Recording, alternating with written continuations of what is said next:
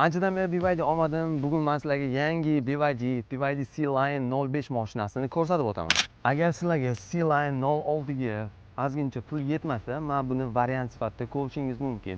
520 km tokda yuradi, to'liq elektr mashina.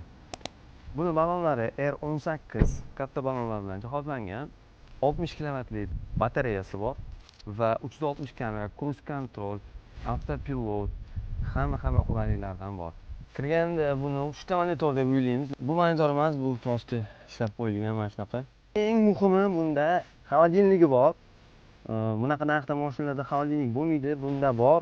Mana bu yerda gayka sifatida xolodilnikni любой temperaturaga qo'ysa bo'ladi. Bunaqa mashinalarga panorama kamdan-kam bo'ladi. Bu mashinamizda katta panoramasi bor ekan. Bu yoqda 360 kamerasi ishlaydi, parkovka, avtoparkovka, bu yoqda cruise control, multimedia kontrol, hamma qulayliklardan bor. Besprovодной zaryadka 50 voltlik.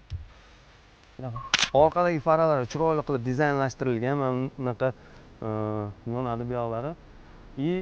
Mana bu narsasi C-Line deb yozilgan 05. Mana bu smartni o'zi smartlarda hammasida shunaqa xudoning ko'zi deb etilgan joyi bor. Buni olib tashlaymiz. Mana bunisi orqasi bagaji. Ko'rib o'tsanglar, ancha-muncha narsa.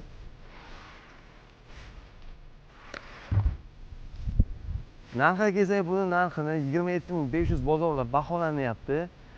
Menimcha yaqin orada narxi ham tushib qolsa kerak. Nima deb o'ylaysizlar? Bu narxga arziydimi bu mashina? Kommentariya qoldiring va podpiska va laykni bosishni unutmang. Xayr.